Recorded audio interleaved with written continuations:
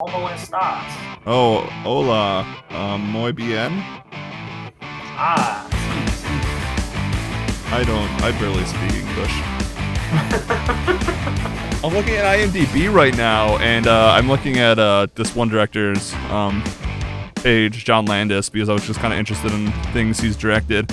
And I guess in 2009 there was a project called What If, and it looks like it was a DC property, Interesting. but I don't know if it was ever released. So I don't know. It starred Mike Virgil. I don't know who that is. All right, well that's a fun fact. Fun fact, everyone. What if does that start next week? 2 weeks from now? A month? The 11th or something, maybe?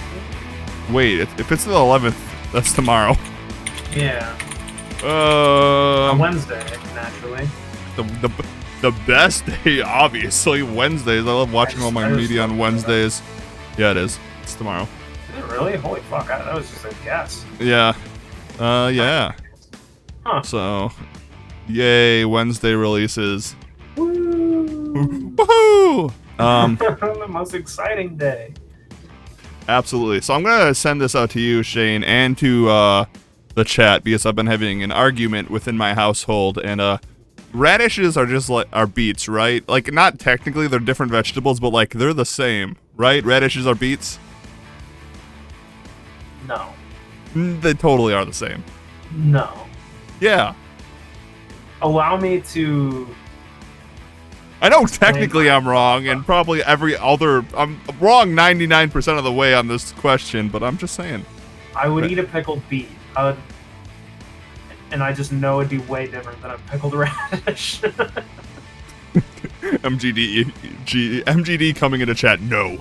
Yeah, I know I'm wrong. I know I'm wrong on this, just so everyone's aware. But like at the same time, like I guess I like both pickled radishes and pickled beets the same, and I eat them on the same things. Like shawarma, I'll either have pickled beets or pickled radish on it, and it doesn't really make a difference to me.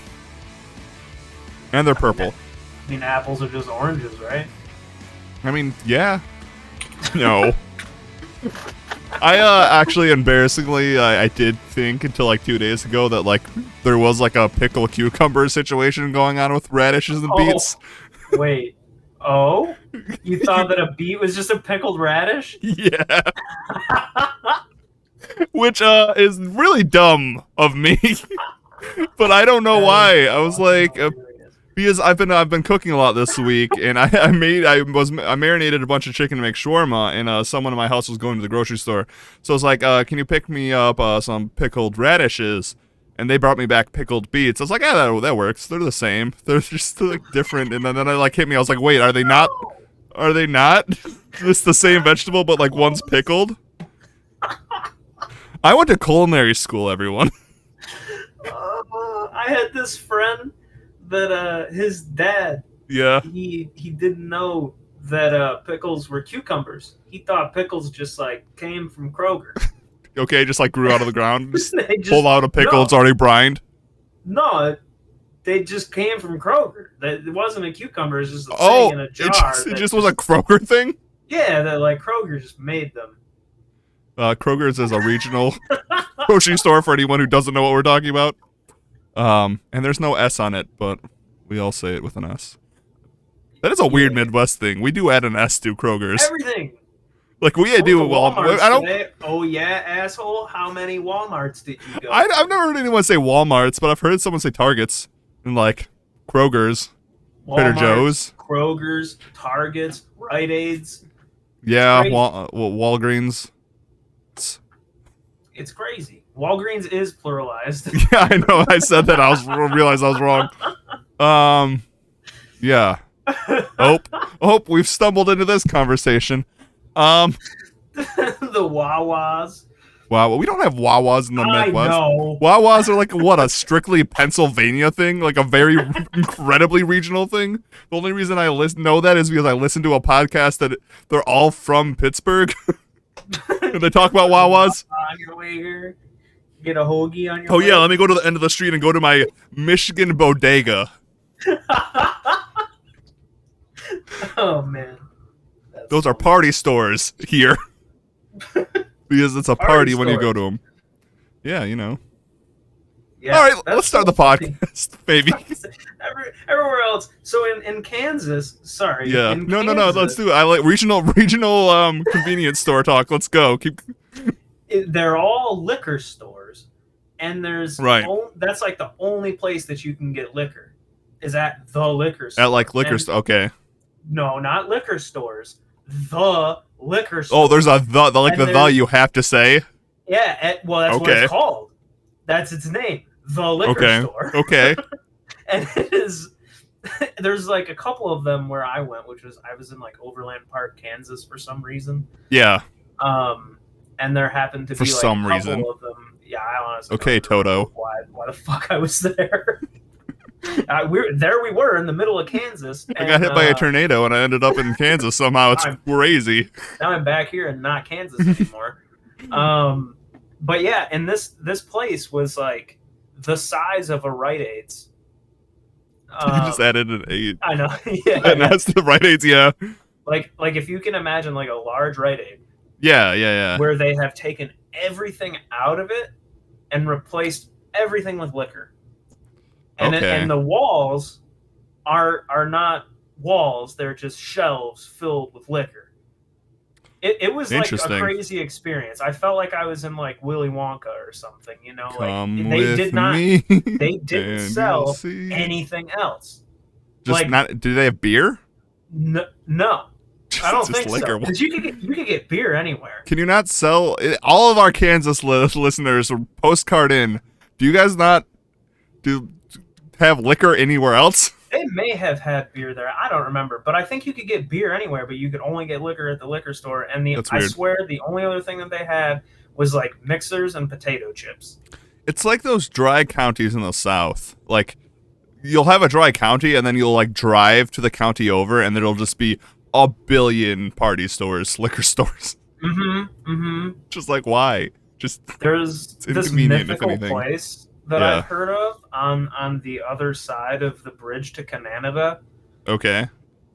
Good old Windsor. I've never been to Canada, but I've heard of. Is it in Windsor? I've been. It's like a little times. shop, I guess, like near the bridge. Okay. Yeah. Stuff. Is it the customs store, like where you can buy like a bunch of like Canadian whiskey for like tariff free? Maybe, probably. Welcome to our podcast where we talk about the Midwest. Yeah, my dad went there and got some delicious beer one time that you couldn't get in Michigan, but you could get like right on the other side of the bridge in Canada. It's Montreal Canadian. He drove to Ohio.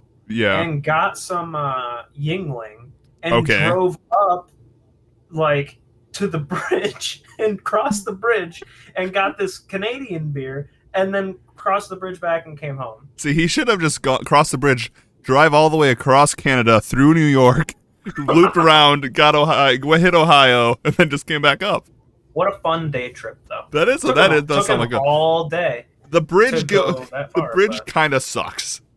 Crossing the bridge to Canada kind of sucks every single time. Now that we're talking about it, I don't know if he took the bridge or the tunnel. I imagine he took the bridge, though, because... It is kind of crazy that there's like a tunnel through the Detroit River. This is a very topical, very local conversation we're having. Yeah, sorry, everybody. Sorry if you're not from the mitten. Yeah, these are conversations that I don't get to have with Zach very often. That is true. That is true. Get true. them out now. Well, we have you here. Even though we talk a lot. We only talk about important stuff on this podcast, like, do you take the bridge or the tunnel to Canada?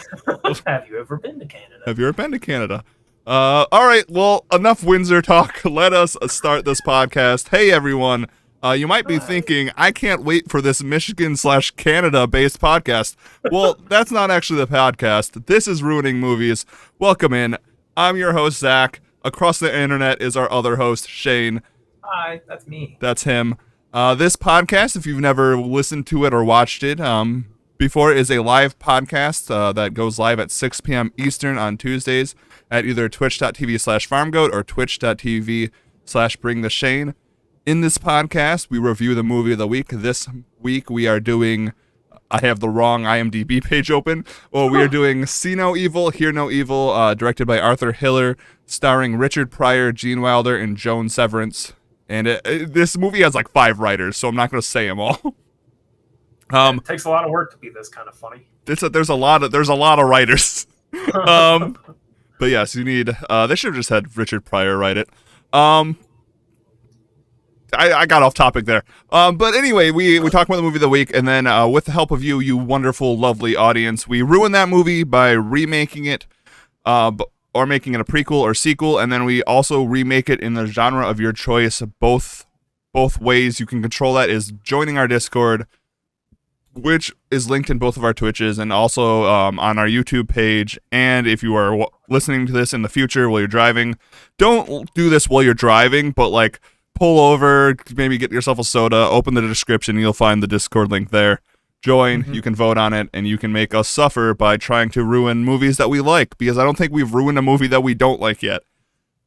I don't think we've watched a movie that I didn't at least like. Yeah, I don't think we've watched like a truly... We try to review bad movies. Yeah, that is true. We truly haven't watched like a bad movie yet. So far, my goal has been to pick enjoyable movies. That is true, because it's not... You can't ruin bad movies. You can only ruin good ones. But before we're not Mystery Science Theater. This is an original show. Wait, you're telling me we're not in space and have talking robots and we're not talking over beam? What am I doing here? Okay, I was actually thinking about this. Before we get into the actual meat of the podcast, you know how funny it would be if we did a Mystery Science Theater episode? Like we watched an episode of Mystery Science Theater and then we riffed over that. We riffed over them riffing. The most meta podcast ever. And then someone else could riff over us riffing, and it could become an endless podcast. I love it. A Nonagon Infinity podcast. All right, well, let's get into the podcast. So before we get into ruining See No Evil, Hear No Evil, let's talk about what we've been watching. Chat, if you guys have been watching anything interesting, throw it out in chat. We got some movie and TV news to talk about, and then we will get into the movie. So, Shane, over the last week, what have you been watching? Well, Zach. Yes, Shane. We'll start with the one that I mentioned the other day. I finished Fear Street. Yes. I liked it a lot. I thought it was good. I didn't realize how horny the third episode was going to be. Oh, hell yeah. It's not a slasher if it's not horny. Yeah, but it was still good. You know, it didn't detract from what was going on. Definitely. It made the story, and I thought it was all really interesting.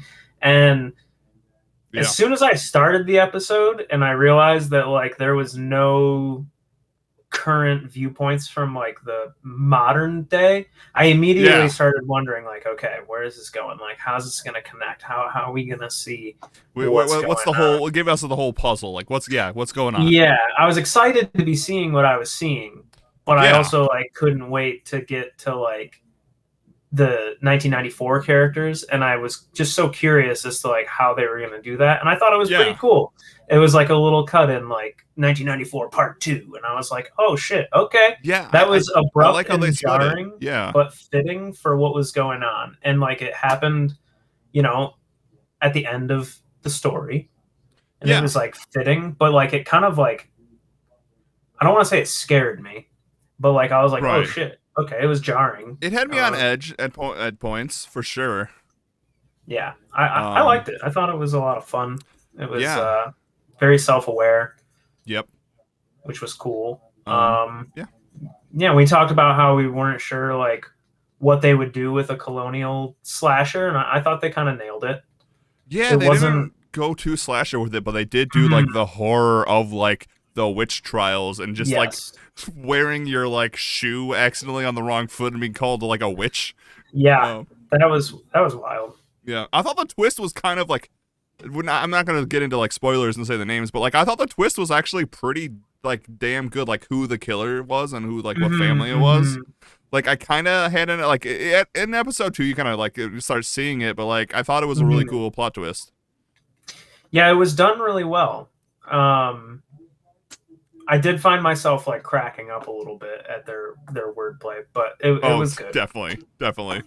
It was good. I enjoyed it, and I have recommended it to other people at this point. I think it was worth the ride. Yeah. I've been recommending it to people too, like my brothers and stuff, being like, hey, if you just want like it's not like the best horror film ever. It's not super spooky, but like if you want like just a good slasher, just like go check out the trilogy. Yeah, it was just fun. Like I Yeah. didn't. Yeah, it was just a fun thing. I don't know. It seemed like a lot of like love went into it. Definitely, definitely. And I So, mean, it was written by the Goosebumps guy, so yeah, and that it's was crazy. kind of awesome thinking about that too, because like Goosebumps is, it's kids books, Yeah, yeah. and so when I saw that, I was like, okay, what am I getting myself into? And then I saw some shit.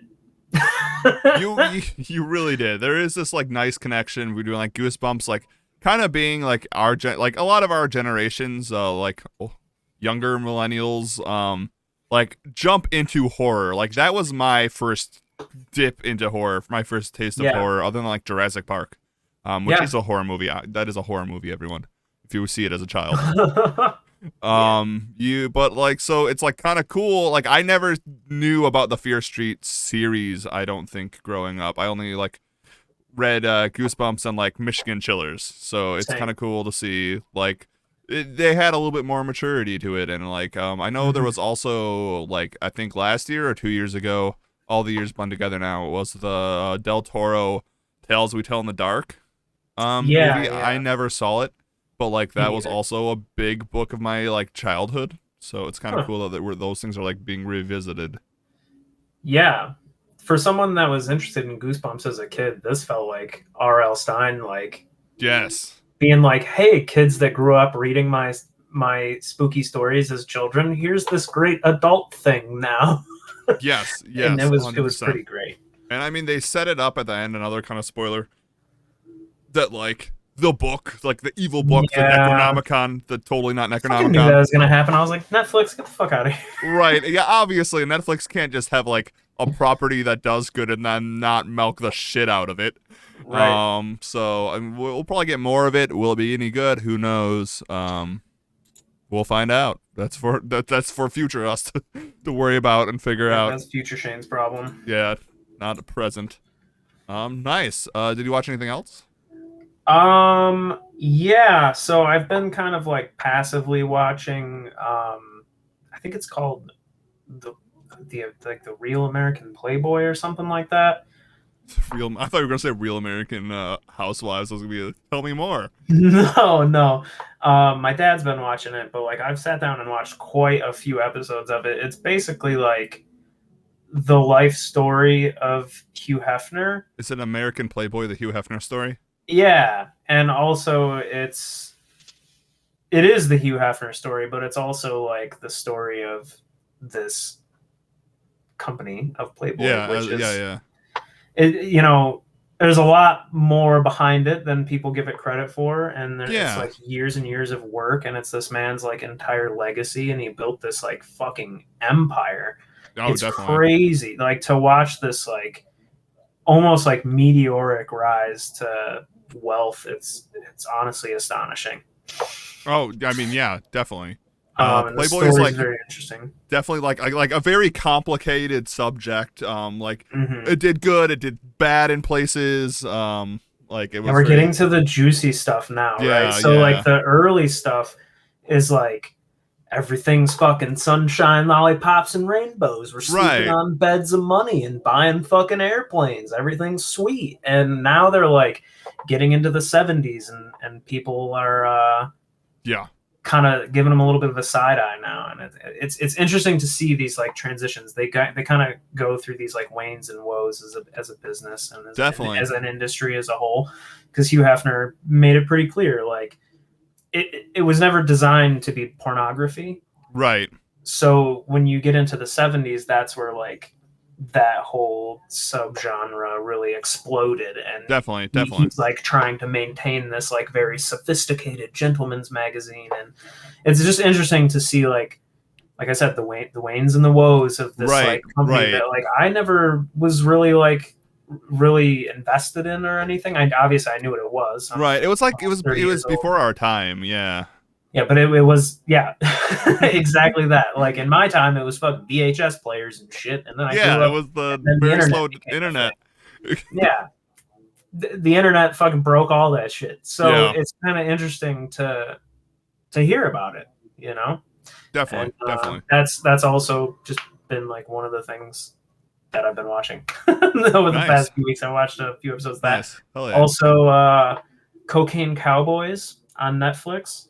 Okay. We've been getting into some sort of risque things around here. Yeah, I was gonna say, ooh.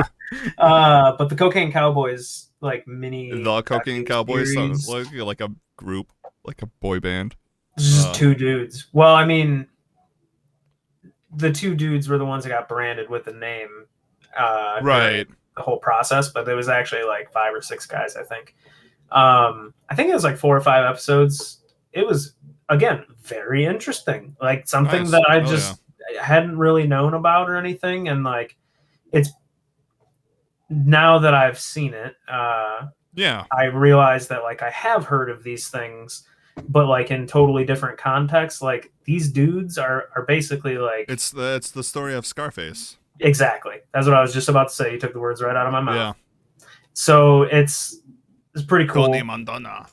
Yeah, it was very very cool to watch. And also on Netflix, I watched the entirety of a show called Heist, which is okay. Similar idea, a deep dive into. It's a lot of documentaries. Yeah, and actually, Heist I watched a couple weeks ago. I just nice. But it was very interesting. It's 6 episodes and 3 different stories. Each story is 2 episodes, and it's like people that have gone through heists. Yeah, it's really fucking cool. Self-explanatory. Nice. It's really fucking cool. I would recommend it. They're like an hour a piece, so that was cool. Nice.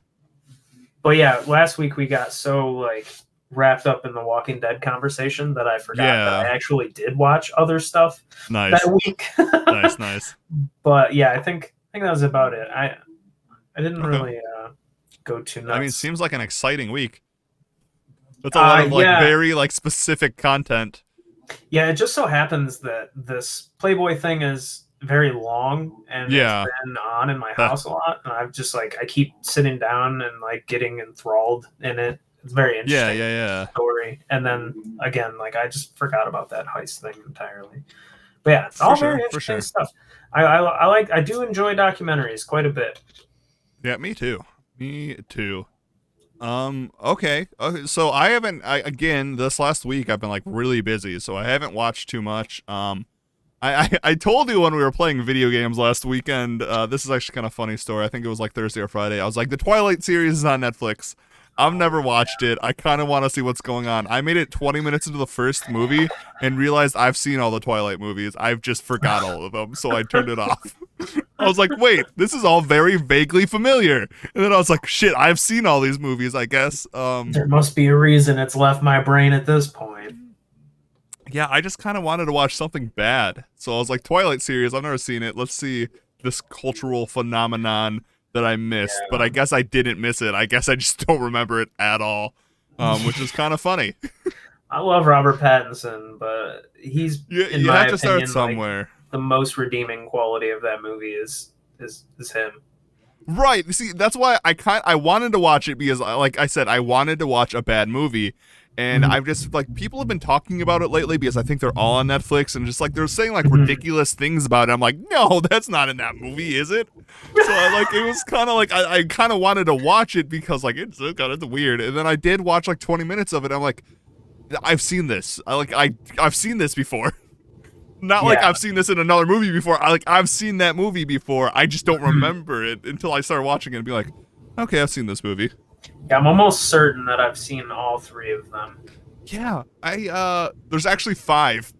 5? Yeah. There's 5 of them? Yeah. I think there's like part 1 and part 2 of 2. Holy shit. I did not know that. Yeah, so there's Twilight New Moon, Eclipse, Breaking Dawn Part 1, Breaking Dawn Part 2. I guess we have to watch them all. No. What? Yep. No, we're not. so We're not. that's crazy. I did not know that. So maybe I haven't seen them all, but I do know that It was like a 2000. young high school Shane was infatuated with a lady, and she was infatuated with Twilight. I mean, who wasn't? It was like because like I'm looking at these dates, 2008 to 2012. Those were the years we were in high school.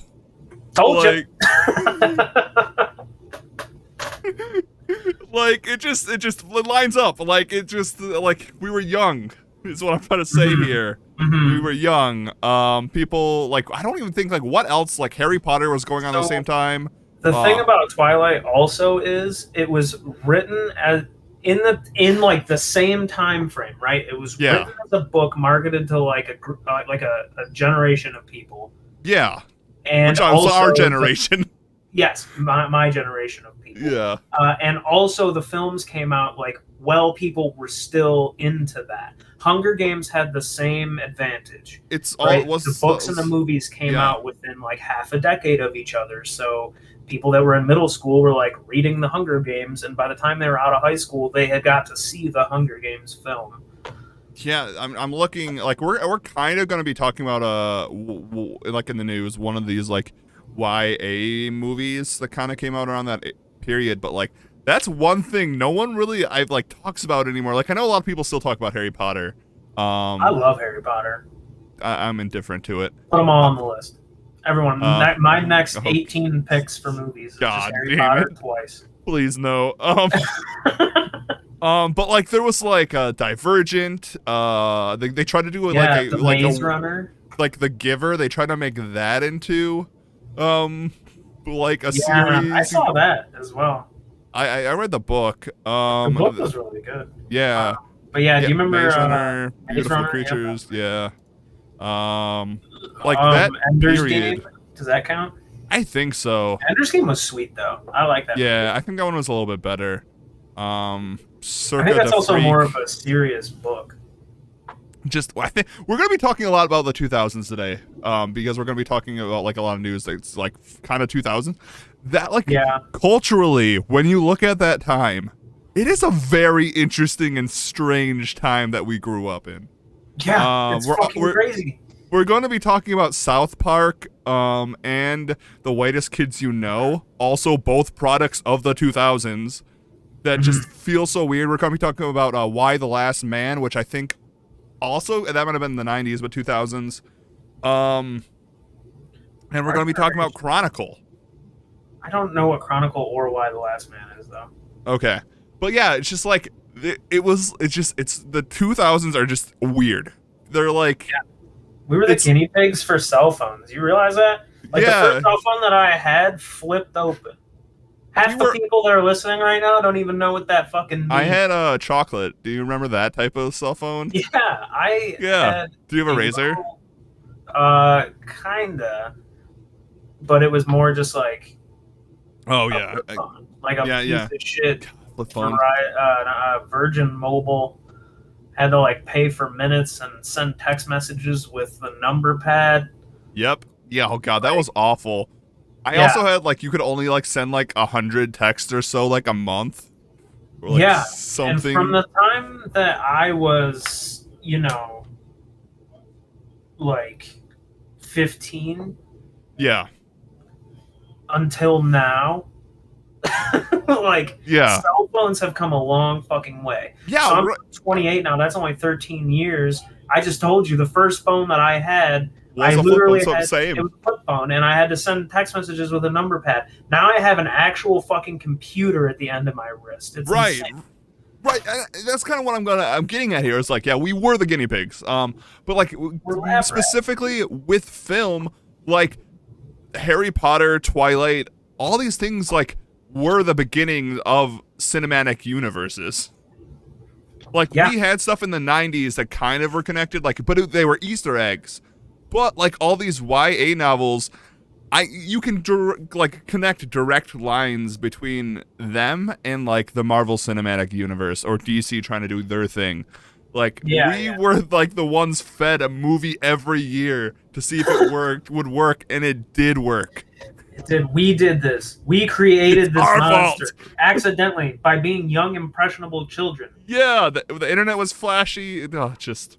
Oh, this is kind of Michael Bay too, right? Transformers. Bro, yeah, the 2000s were like M. Night Shyamalan, which I kind of wanted to talk about him, but I couldn't find any news. Like, it's kind of weird that he was like the new Spielberg in like the late 90s and like throughout the 2000s, and then he just made like a movie called Old that no one cares about. It's just Why does no one care about that? I think it looks interesting. No, I think it looks interesting too, but I heard it's just like another mediocre movie he made. Like, it just seems like I don't know. He was like supposed to be like the new Spielberg, and then just like, I don't know, was Signs his last good one? I can't even remember. In Signs, if you watch it back, it's like okay. Wasn't he responsible for like the Unbreakable and like Split and Mirror? But like, I even heard those were like okay. I mean, he had the older old person. Anyway, I just like M. Night Shyamalan. Michael Bay was also. Oh my god! Swing for the fences, Gary. I don't even know the kid's name. I do quote that a lot. Every time I have a baseball bat in a video game, I think about that. Yeah. You even have like the scary movies. Not like, I'm not talking about the genre. I'm talking about the actual scary movie franchise. Yeah. It's like kind of like the meta humor that we have a lot of nowadays. Yep. 2000 was a weird time. So yeah. Anyway, I went to watch Twilight. I didn't. So I started watching Death Note. I finally wanted to finish that, so I'm episode 4. It's good. It's anime. I'm watching anime, everyone. I'm watching an anime. I'm doing the thing. It's not the live action. I'm doing the damn thing. I'm watching an anime. His name was Meryl. How could I forget a name like that?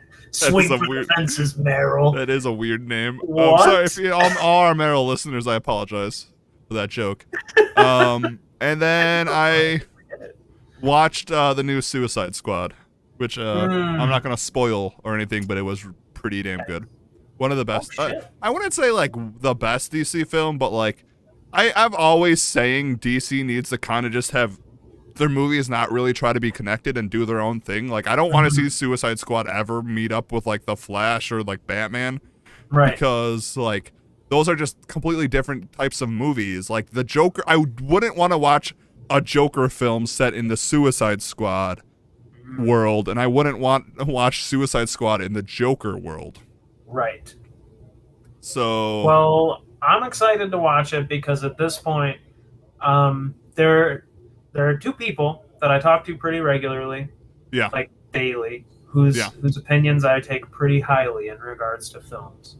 Yeah. One of them is you. The other one is this guy I work with, who will remain unnamed. He knows who he is if he's out there. Definitely. And he said, you know who you are. He said that he had watched the first like 30 minutes or so, and he had to stop it because he has a little one at home. Oh, definitely not a child movie. Definitely not a child movie. But he said that he wasn't so sure. Like, he wasn't so sure yet. Oh, it's great. It's good. And then you said it's great. So like, I'm kind of getting excited.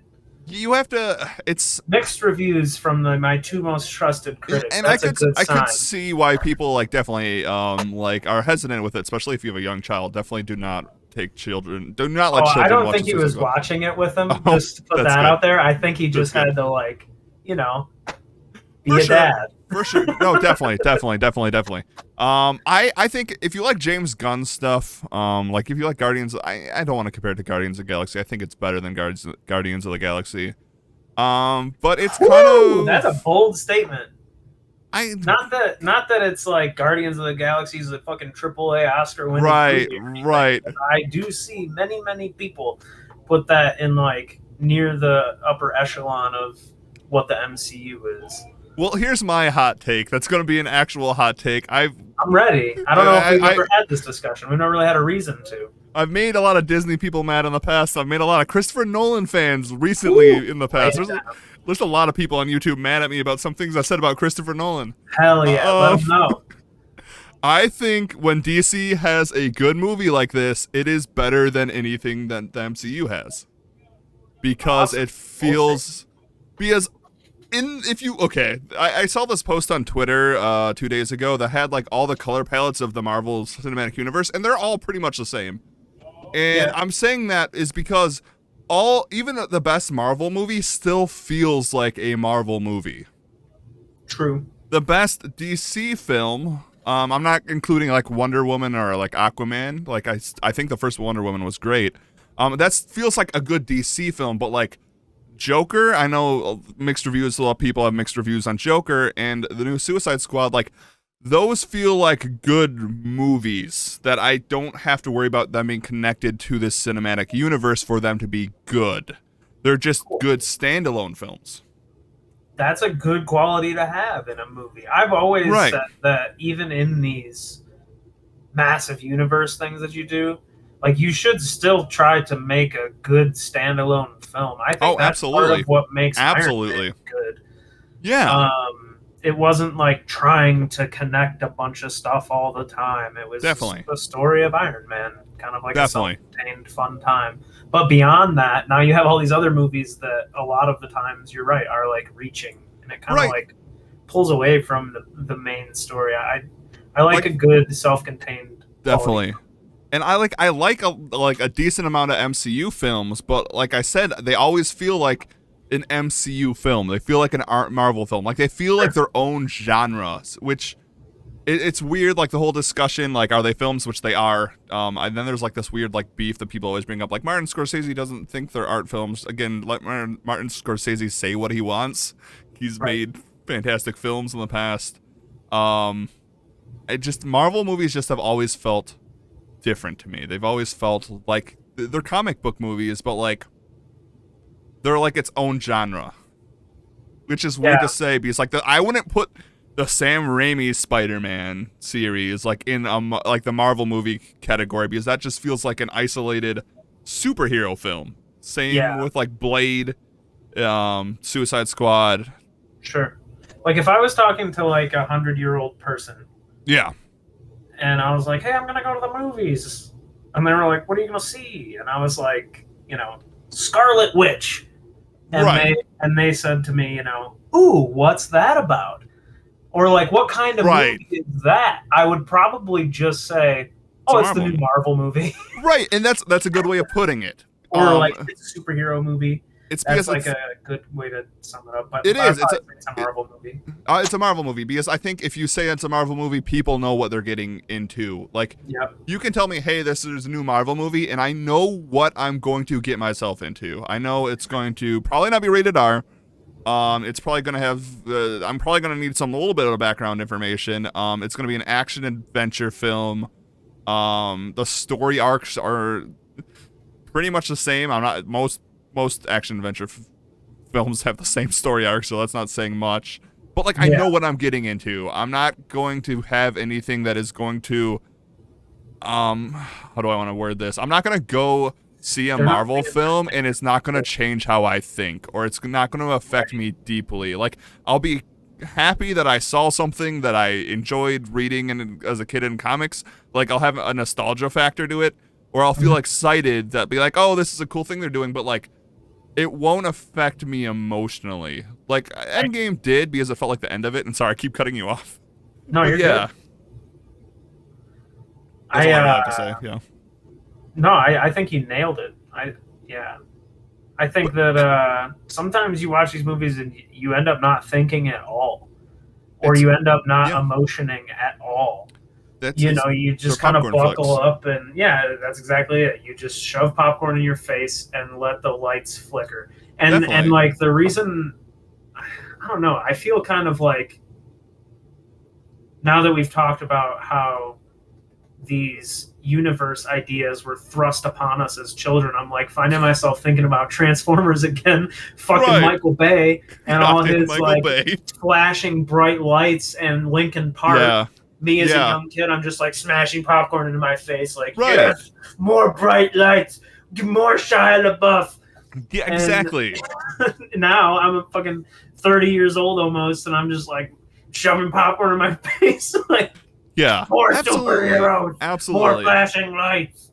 And they're called popcorn flicks for a reason, and anyone listening to this who thinks I am like shitting on Marvel movies right now or anything like that, I'm truly am not.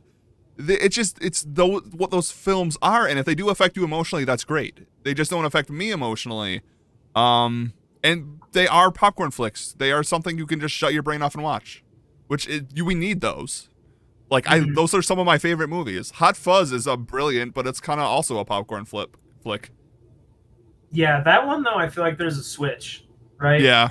Like I go to that movie and it's like I'm gonna turn a lever. Like, am I gonna watch this movie or am I gonna watch this movie? That is true. That is an Edgar Wright movie. Okay, I can't really say that, but there are like I don't like. I was gonna say Die Hard, but I think there is more to Die Hard than it being a popcorn flick. Yeah, but no, I agree though, because I've done that with Hot Fuzz. Like I'll just turn it on and not really pay attention. And I'll be like, haha, that's a funny joke. But there are other times also where I'm just like, I'm going to intently watch this movie. Right, exactly. So this was a very roundabout way of me just saying the Suicide Squad was good. I thought it stood on its own. I don't think it's for everyone. And that's not being like, ooh, you're not sophisticated enough to get it. I just think it's very gory. It's very gory and kind of really dirty at times. Cool. That's the only reason. That's my warning. But it's good. I mean, I feel like James Gunn kind of was the perfect director for this. Awesome. I can't really think of anyone else. I mean, he has good comedy. He started in Troma, which is something I bring up every time we talk about it, because Troma is just like such a crazy studio, and like he made Slither and stuff. So like Slither is a great movie. Yeah, I think that's it. I'm pretty sure he did Slither. And he did, and I really like Michael Rooker, who was also in Guardians of the Galaxy, but he was also in The Walking Dead. Full circle! We did it! We did it! And he's also in Suicide Squad. Yes, exactly. That was like, James Gunn. It's like Tim Burton and Johnny Depp. Him around with him. James Gunn, his brother, and Michael Rooker. Because Sean Gunn's in it in all his movies too. But like, it's cool because like James Gunn really did get to like prop up his like rated R darker side, which I feel like he has deep down that he really won't be able to get away with at Marvel. Right. And DC is kind of in like a desperate state that they're probably just like, make this film, please. Also, I think like that specific group of quote unquote heroes, villains and heroes, fits that type of style. And I haven't even seen the movie yet, so like, if that's what he's feeling, when I think of like that in regards to superheroes, it's like, Suicide Squad's probably great for something like that. Definitely. So I truly hope DC keeps doing these kind of like one shot things where like they do kind of get to play like the comic book movie into the genre of its choice. And that's kind of like the great thing about comic books is like, I'm like looking at my shelf right there. I have a couple Dr. Fate books that are kind of like fun action. I have some of the newer runs of Dr. Fate, so it also kind of like gets a little bit deeper into politics and stuff. I have Alan Moore's Swamp Thing, which is like breaks my brain and makes me feel afraid of death when I read it. And then I have The Flash, which is just fun. Yeah, so it's like that's what comic books are. They're not all the same. It's an entire medium of art. So it's good to see them change stuff up. Yeah, I do enjoy the fact that we're seeing more superhero stuff kind of like let go of the reins a bit more. Definitely. At least in terms of like companies and properties, for I've watched some of the behind the scenes stuff on Suicide Squad. Just a little bit, just like the trailers and stuff. Yeah. So for them to just be like, okay, James Gunn, you can kill whoever you want. Do whatever you want. That's crazy control. That's awesome. And like with the Joker, that movie felt like it also was just like someone was just like, Todd Phillips, go for it. Here's the character. It doesn't like do whatever you want with it. It doesn't have to be it doesn't matter if it's canonical and stuff, which I do like that. I know that might not make a lot of people who like comics to be like, actually, I don't know, I'm this really stupid voice. Actually, that's not how it is in the comics, but like if you're adapting something to film, I think you should be able to change it. Will fit film better. If you really want to like be that actually guy, just like plug it into your brain that both DC and Marvel are based on comics, which all present content from like alternate universes, where all this shit is possible all the fucking time. So exactly, actually, it's all possible all the time. I'm always an advocate for books and comics. Well, that. But like books and comics, like being adapted, things being adapted, not being faithful to the like source material, which I know is probably a big take because I know like there's a lot of people out there who get very upset when like you even change the gender of a character. I can appreciate it both ways. When something's super true to the source material, it can be really cool to just like see some of your favorite shit on screen. We talked about this with The Walking Dead. Yeah. There are some things that they do that are pulled straight from the source material that definitely, as a reader, are really fucking cool to see on screen. But also, to not constantly be catered to as a fan and let an artist do their work is also pretty nice. Yeah, That's absolutely. kind of like where I land with the difference between the most recent Star Wars movie and The Mandalorian. Yeah, definitely. The most recent Star Wars movie was just like, if they had a squirt gun loaded with fucking fan service, I left soaked in the shit. Yeah. And with The Mandalorian, it's like, I felt like I was just watching like an artist's interpretation of the events that follow, and that's kind of cool. And I can appreciate both ways of doing a thing. Definitely. Awesome. Well, I think that's everything. Oh wait, go ahead. Don't fan service me too much. I just like, I like an Easter egg. Star Wars. I like an Easter egg, but like, yeah, I just make a good movie. We wouldn't have The Shining if Kubrick stayed true to Stephen King. We wouldn't have a lot of great art if a lot of people just did the. My whole thing with this is like, if you want something to like that's just the source material on the film, I just like, why do you want that? Like, don't you want something new? Like, don't you want another experience? Yeah, that's a I can whole see other that thing. too. I also think it's tough, and like, I don't want to use the word unfair, but it's tough to have expectations. So when you're an artist trying to make your art, we learned this from 8.5. When you're surrounded by people that have expectations of you, it just like takes away from what you're trying to do. Yeah. So going back to the DC, and that's why the Snyder Cut sucks. That's why fans don't get a voice. Yeah, release the Ayer cut. Shut the fuck up. No more releasing cuts demanded by fans. I just, there's already like a thing where people are demanding that, and like someone's like, release the gun cut. It's like, the movie just came out. What are you talking about? Shut up. Just release please. The Ayer cut thing. And then, then I watched a movie review on the older Suicide Squad, and I was like, damn, this movie is rough. Maybe there does need to be an Ayer cut. Yeah, I know, but not from me. I'm not putting my hashtag. Movies can fail. It's fine.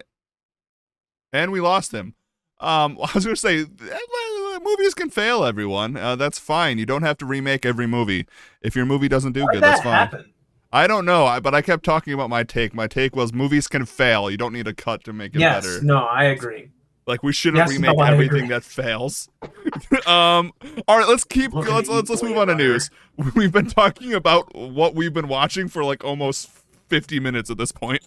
Well, let's get to the meat of it. Let's get to the news. So, I'm gonna speed run some things real quick. So you don't remember Chronicle? Does this have any like pictures or anything? I think the article does. It was this like found footage 2012 movie. It was a found footage of like kids getting superpowers. It had the kid who became Green Goblin in Andrew Garfield's Spider-Man. It had Michael B. Jordan in it. What the hell? No, I don't think so. It was an interesting idea. It came out in 2012. I think that it has like a cult following or anything. Or I think it has a cult following. But we are like kind of like, people have always been talking about like, we want a sequel to it and stuff. And we're getting one now. So, I don't know. I think found footage superhero movies are cool. I think they just did that with like Brightburn, which I think is also James Gunn. I don't have too much to say about that, especially if you like haven't seen it. I don't know why this is like in my zeitgeist. Like this movie is like, it was I do remember this movie. Okay, so now yeah. So they're making a second one. I don't really actually have too much to say about this, but that's interesting that they're getting a second one. Again, we're getting another sequel to a movie 10 years down the line, 10, 15, 20. The kids that loved this movie in 2012 are gonna eat this shit up in 2022. Yep. That's exactly what's gonna be. What has this guy made? What has the director made between Chronicle and now? The Fantastic Four movie. All right, I don't care about this movie anymore. Sorry. Off my radar. I'm sorry. That movie, that movie's just bad. All right, let's move forward to this is gonna be one that might get us in trouble. Not like canceled trouble or anything like that, but just like, like how we have a pop culture podcast and neither of us have seen Game of Thrones. Oh yeah. Neither of us have read Dune either. Nope. Have you seen the movie? Like the original movie? Movie out? Oh, there's an original movie? Yeah, all I know is it's the only David Lynch movie I have not seen. That's real? Is what? Yeah, there's a David. Yeah, the first Dune was David Lynch. You keep saying first. 1984. I think there's been a couple Dunes. See, this is why we're gonna get in trouble. What the fuck? If any of our friends are listening, we're about to get murdered. I didn't know this existed. Blame me on Twitter if you want. I did not know this was a thing. When you say there's sequel, there is sequels. Yeah, there's been a couple Dune movies. What the fuck? Yeah, right. That's why there's the new poster, and we haven't talked about Dune yet. And I know that is like the movie event of the year. And I feel like we have a movie podcast. Really? We need to talk about it. Is that important? Oh my god, we're going to get murdered by some of our friends. Our friends are going to murder us. I know one person in particular that loves this stuff. I know, and he's going to kill us. That's fine. He knows, like, we've talked about it before. He knows that. Yeah, look, if this is a thing people are interested in, I think that's great. Be interested in it. I've heard great things about the book, but, like, I honestly am beside myself that there's been a film iteration before. There's been a film, there's been short series, like Dune. Okay, if we're talking about like nerd pop culture, like Dune is like up there. Like it's that is a beautiful man. Which one? Timothy Chalamet? Of the old Dune with the blue eyes? Yeah, everyone is beautiful in this. Like, there's not an ugly person on this poster. They're all just beautiful gods and goddesses. Oh, that name's really familiar. The main character's name is Paul Atreides. Oh, yeah. Yeah, I mean, that's the person who will kill us. Yep.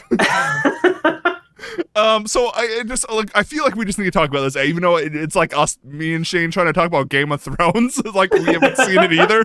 But like, the things I do know about this is like the poster's coming out. I know a lot of people are excited about it. I know people love Dune. Mm-hmm. I know, who's Aquaman's? Jason Momoa. Jason Momoa is like already doing the thing like, 2 to 3 hours isn't long enough. We need a 6 to 8 hour movie for the entire Visionary. I'm like, Is that how long this movie is? That's how long, I guess, with like all the footage remained in. I don't know if we've actually got a runtime yet. The old one is 2 hours and 17 minutes. Dude, Dune is like the biggest book I've ever seen. I know, it's like 25 books or something. It's super long. Yeah, well, I'm pretty sure this is just the first book that they're doing.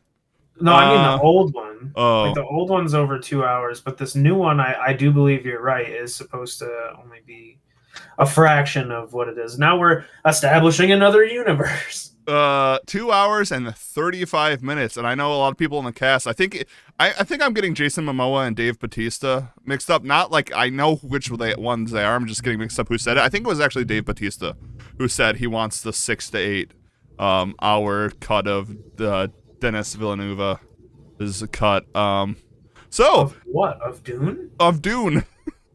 There's an. Oh my goodness! It's not even out yet. It's not even a runtime. Oh, 2 hours 35 minutes. Yeah. I mean, the director is an amazing director. He did Arrival, Sicario, Blade Runner 2049. This is going to be a cool-looking movie. Yeah, it'll be a cool-looking movie. I know nothing about Dune. I'll watch it. I just wanted to talk about it. Like, this is the trailer. Everyone's, like, super hyped about it. I just feel like this is another Game of Thrones thing with me and you, where it's like that movie's coming out, everyone's really excited about it. Sorry, everybody, but I see there's a new movie coming. I didn't realize that it was, as you said, the movie event of the it is 100% the movie event of the year. There's a lot of people in this. Josh Brolin, Oscar Isaac. Right, okay, I'll just read the top of this poster. Jeez. Yeah, we have Timothy Chalamet, Rebecca Ferguson, Oscar Isaac, Josh Brolin, Stefan Skarsgård, Dave Bautista, Stephen McKinley Henderson, Zendaya. I can't see Quing Chen, I think, is that person's name. Jason Momoa, Dave Bautista. And Drax and Aquaman are going to be in this movie, and Thanos. Yeah, like everyone is in this movie. Are we sure it's not connected to the MCU? God, don't even. Are we allowed to be mad about it if it's not? I'll be mad if it is. In the end, oh God, I'm sorry. Oh my God, and David Melchian is in it. I can't say his last name. I don't know who that is. Oh God, if you saw his face, he's one of those actors. If you saw his face, you know who he was. He's in Ant-Man. He's in the new Suicide Squad. He plays Polka Dot Man. Okay. Like he. Okay. Yeah, you know who he is. Yeah. I like him. All right, let's move on. Man. So this next article is kind of just crazy, just out there, just Yeah, fucking 14 movies. South Park creators Trey Parker and Matt Stone, which we talked about last week, with them buying Casa Bonita, or trying to. Which we found out they have movies. They have money for it now, because South Park creators Trey Parker and Matt Stone signed $900 million Viacom SBS deal. CBS, not SBS. Yeah. CBS deal. 14 movies planned for Paramount Plus. Okay, well, just to be clear, they release an episode of South Park in 5 days, so like this might actually be done true. in like. That is true. This might be done in like a year. Right.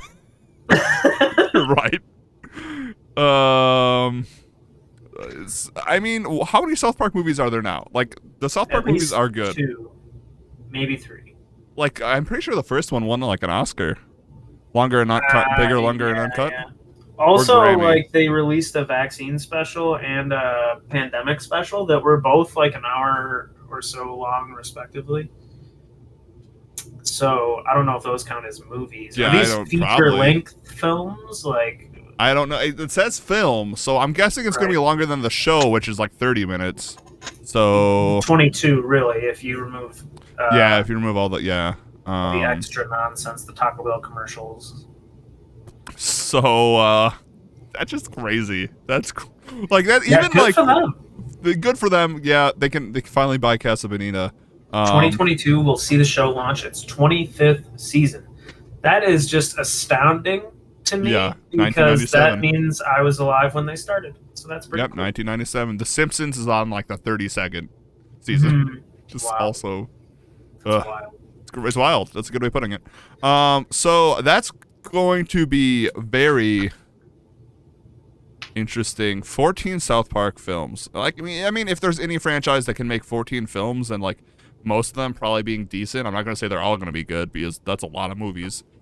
You're going to mess up one, I think. Like, I kind of hope that they do exactly what we were just talking about, too. Like, obviously we know that the characters will be connected because they're all the same all the time, but like, I would like to see like self-contained things. You know what I want to see? A Basketball sequel. Oh my gosh. Now I just want to see Basketball. Basketball is a fun movie. I like Basketball. Classic. It's so good. And those guys haven't done a ton of stuff like that. So it's great.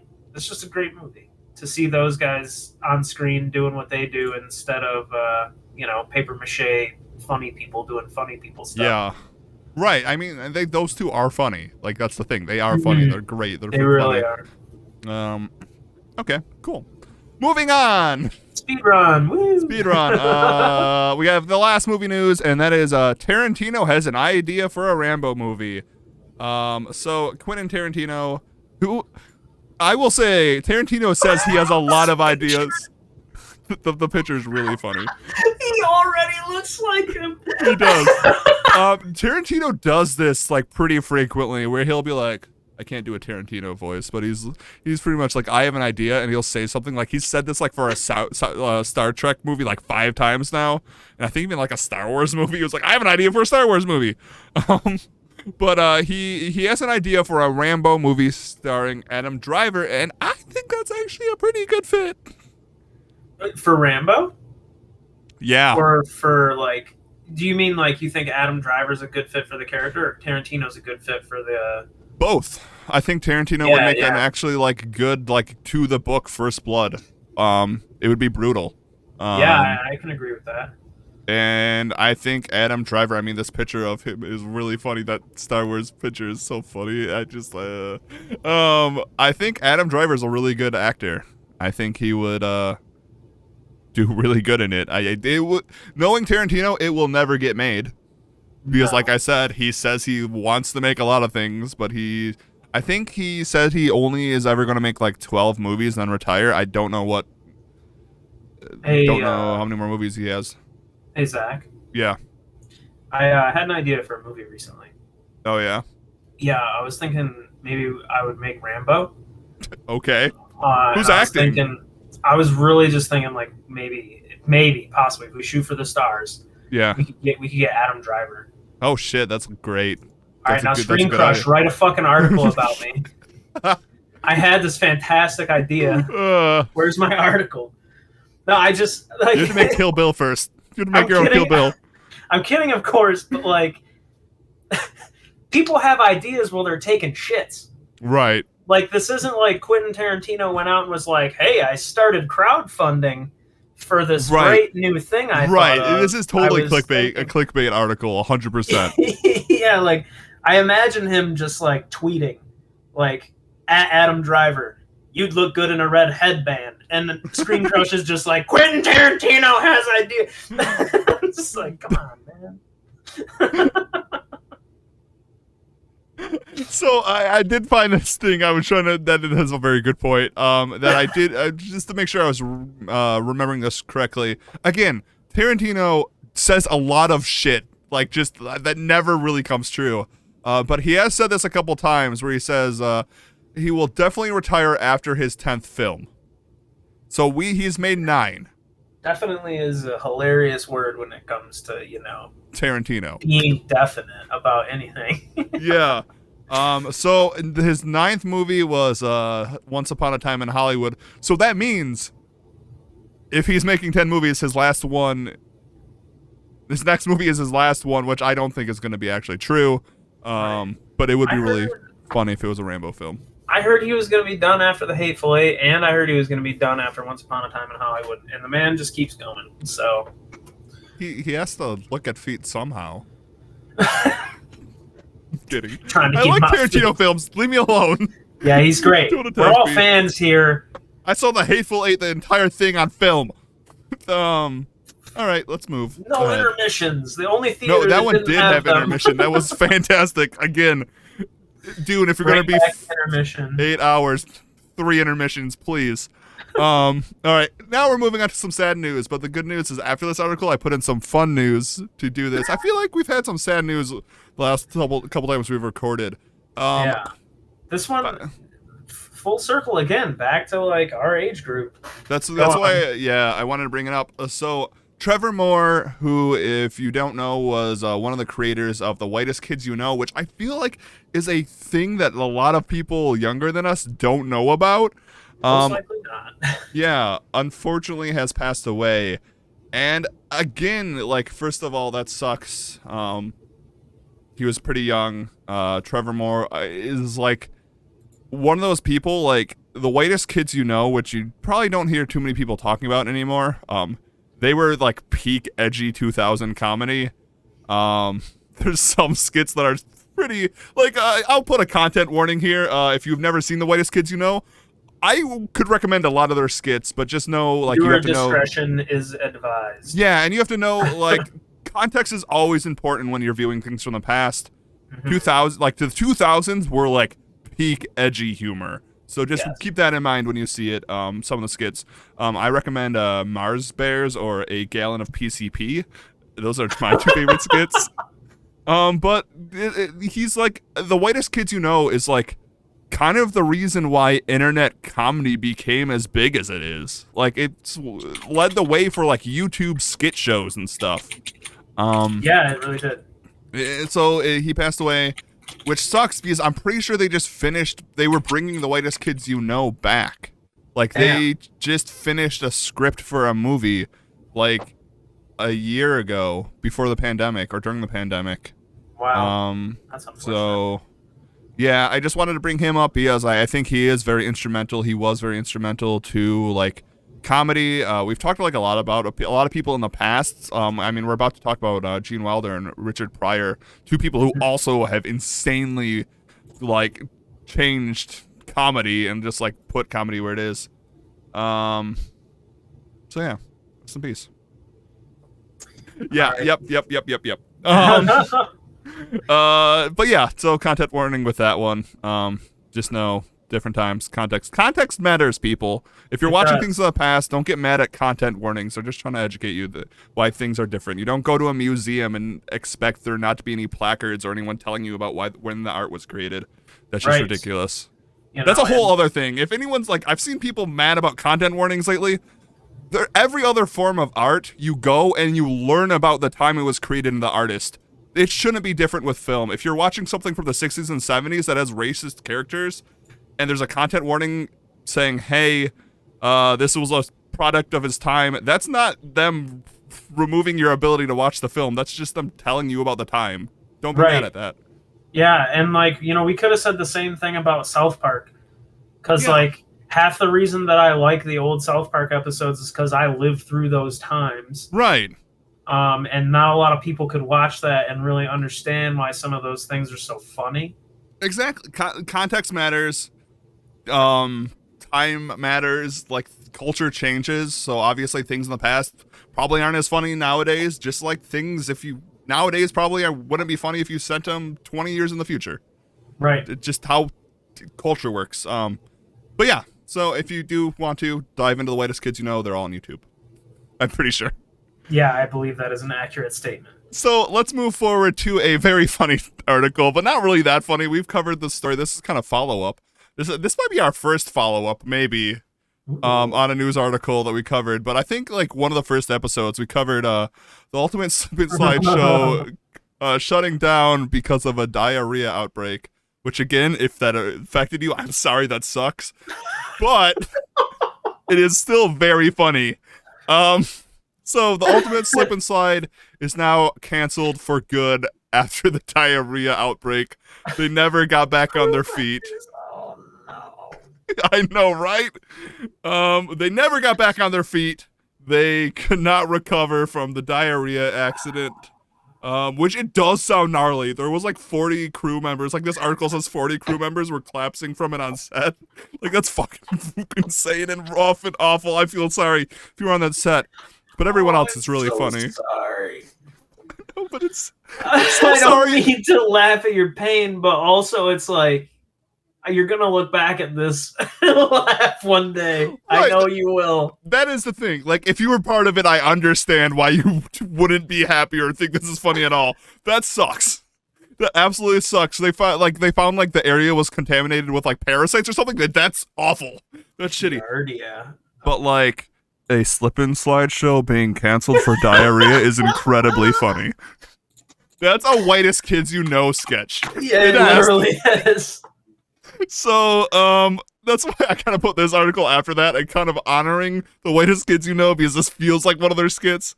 But this parasite that they got. I'm again so sorry that this happened to you, but it seems as though you've come down with a mad case of the beaver fever. It just I want like a Fyre Fest level documentary coming out about this event. Oh man, I'm so sorry. Like the case count on this is just fucking bananas. The fact that this happened at all Like, this happens fewer than 200,000 times in a year. 40 of those times happened on the same set. Of a slip and slide show. Of a slip and slide show. It's so gnarly but funny.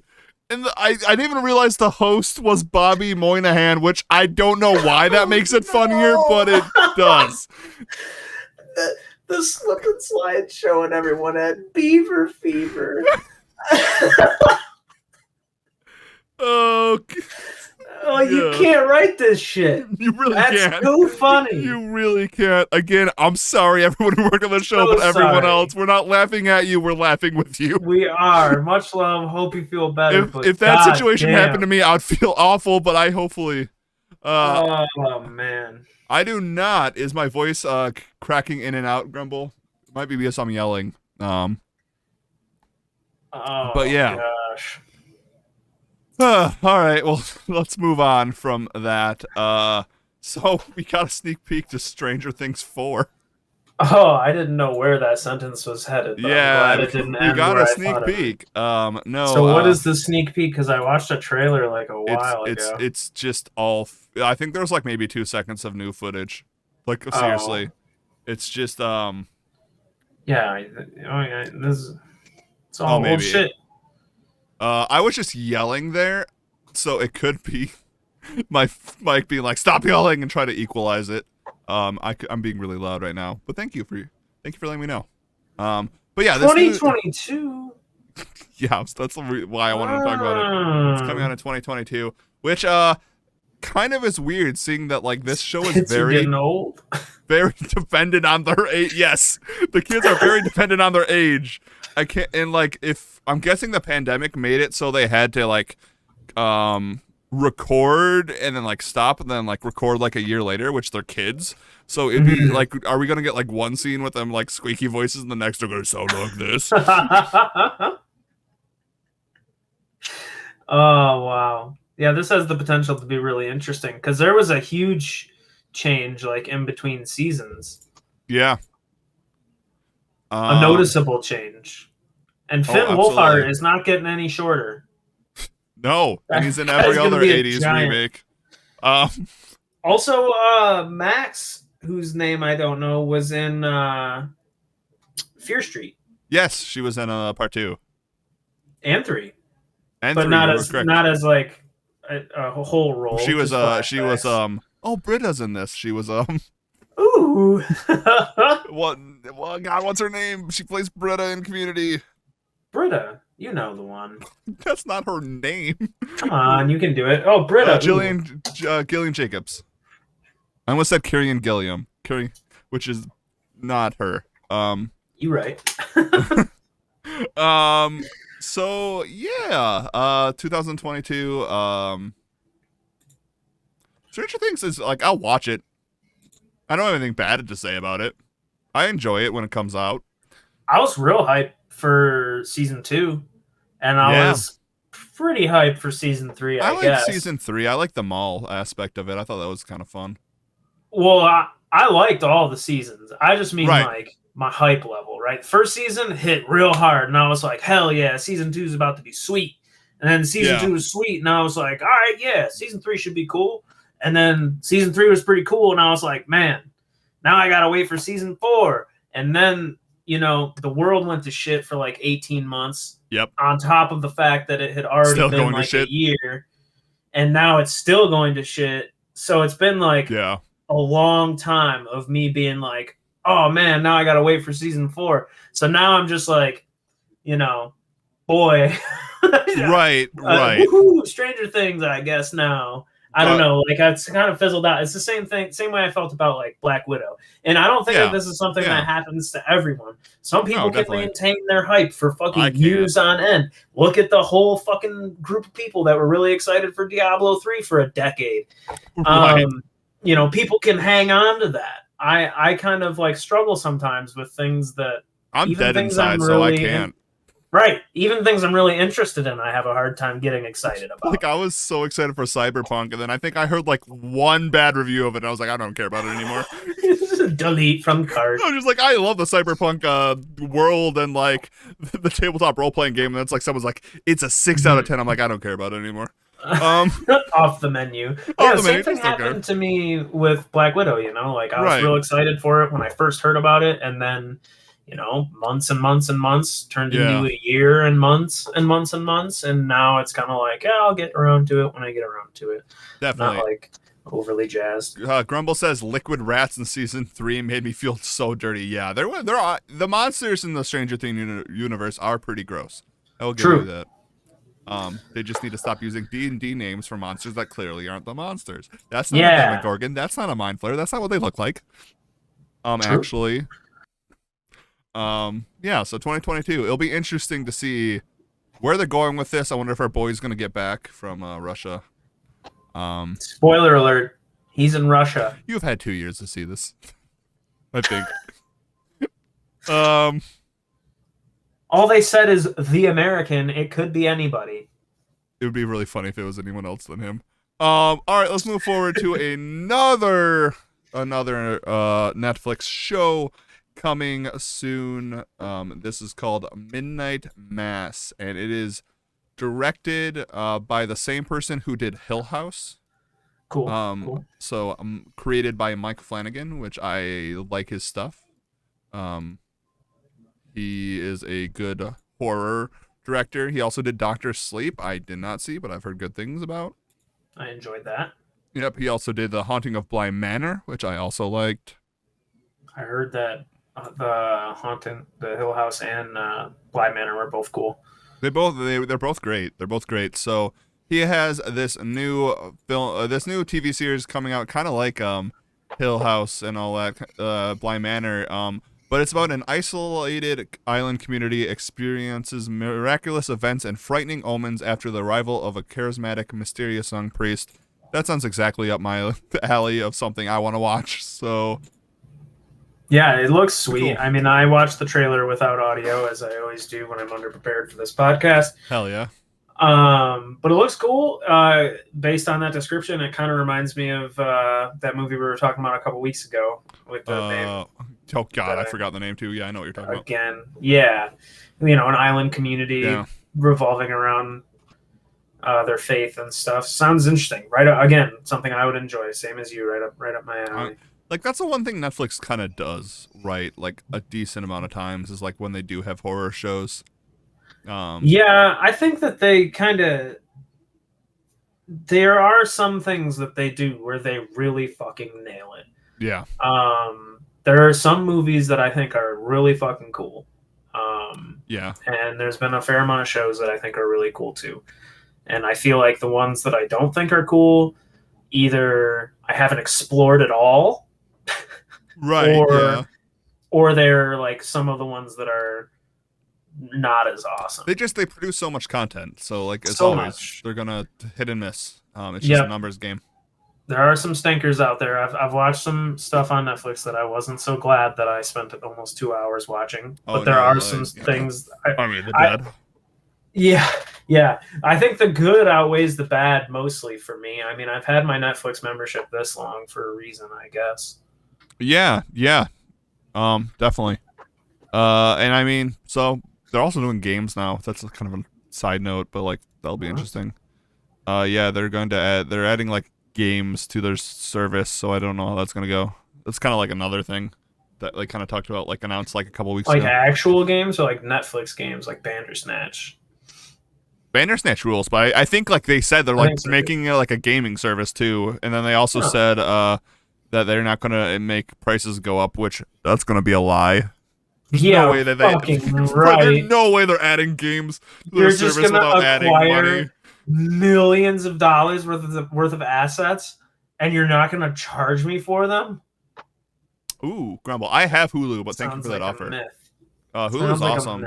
Hulu has a lot of good shows on it. I think Reservation Dogs actually came out on it a couple days ago, and I need to watch. Nice. I'm pretty excited for that. Yeah, and also it has What We Do in the Shadows, which is coming out season 3 soon. I'm very excited for. All right, let's talk about the last thing we have to talk about. Y the Last Man. So you said you're unfamiliar with Y the Last Man, right? Yeah, I again underprepared. Shane watched the trailer in silence a couple minutes ago. Looks kind of cool. But Yeah. yeah, I don't know So anything about it. Nothing at Y the all. Last Man, it was this it is this very very popular graphic novel from, I think it came out in like 2002, 2003, about a world where all the dudes are gone except one dude. Um Lucky guy. which is what you think. But if you watch the trailer, no. Yeah, I Uh watched it in silence. So yeah, it kind of becomes like a what's that one movie that's really beautifully shot that has all the no, there's no more babies. It's like the opposite. Children of Men. I got that. It got me. I got there. Children of Men. But pretty much, Y the Last Man takes place in a world where all the guys just die. All the dudes are just gone. now I'm understanding. It is just all the dudes. All the I thought dudes. people were just dying. I didn't really put It's together called the fact. Y the Last Man for a reason. Right. Why? The He's just last the man. last man. His name is York. So this has been something people have been calling for a very long time. This is a very beloved graphic novel / comic series. It's gonna be on Hulu. Talk about Hulu. I'm excited to see if this will be any good. I will be honest. I'm only familiar with a little bit of Y the Last Man, just the stuff they had at my college library that I read, but it was good. The person who wrote it,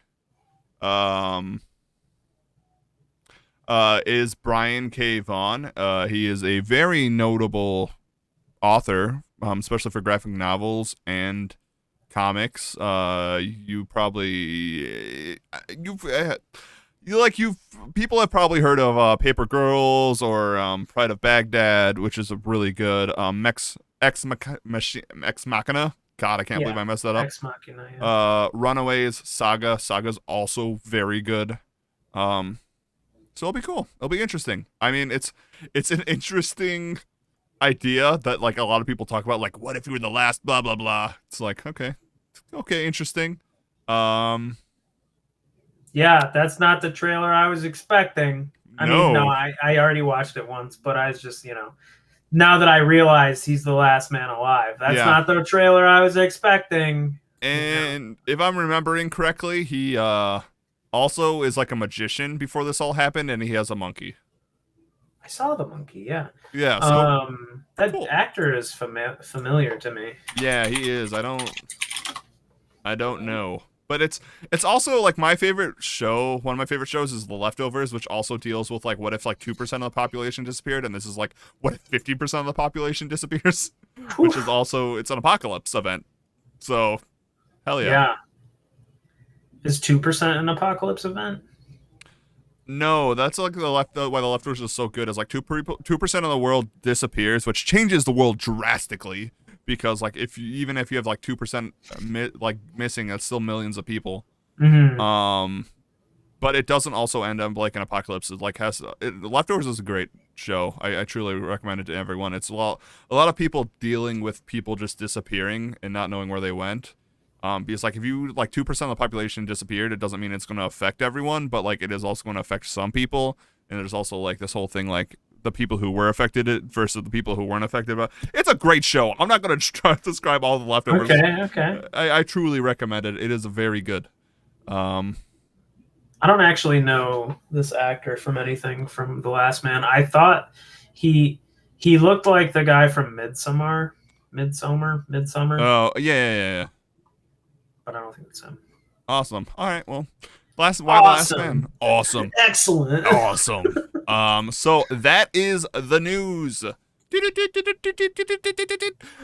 was awful. No sports corner. No sports corner. No nothing. Hey, after you watched the movie we're about to talk about, did my joke land harder? It did. Cool. Yeah. Oh, sweet. I closed my IMDb page. Shit. 1 second. What'd you do that for, dude? We're just about to talk about the movie. I have so many tabs open. I was just like, close everything to the right, now realizing all the tabs I need open to the right. All right, everyone, it is that time of the show where we move on to the concept of the show, even though we talk about the news so much. It is time to talk about the movie of the week. This week we watched the 1989 R-rated film See No Evil, Hear No Evil, starring Richard Pryor and Gene Wilder, directed by Arthur Hiller, and there's 5 writers. I don't know all their names. This was my first watching. Shane, I know you've watched it a couple times. So I'd actually never just sat down and watched the whole thing all the way through, but I knew exactly what was going to happen, because it's like, this was one of those movies that get thrown on Comedy Central at 1 o'clock in the morning on a Friday, absolutely. so they could say fuck a lot. Yeah. And I watched it in like a few different sittings, but I had consumed the whole thing over like a few different sittings, but this time I really just sat down and watched it. Definitely. Okay. Hell yeah. So I'm going to be honest right here. I like the movie before I say this. This does not, what I'm about to say does not add up to my enjoyment of this movie. But when you pitched this movie to me and you said it was a movie about a blind guy and a deaf guy, and I looked at the date it came out in 1989, I was kind of hesitant. Yeah. Just because like those movies back in the day, like again we talked about content warnings and all that stuff, don't really handle disabilities or marginalized people that great. Very true. This movie, I think, was an exception to that. I think kind of heartwarming, right? It was kind of heartwarming. Like, obviously, there's still some off-color jokes. You have Richard Pryor and Gene Wilder in it. Sure. But, like, I was expecting kind of much worse. Mm-hmm. But I think it was great. I thought it was great. These older films they struggle with being tactful around touchy subjects like this. Right. But they really went after it with some heart, I think. Right.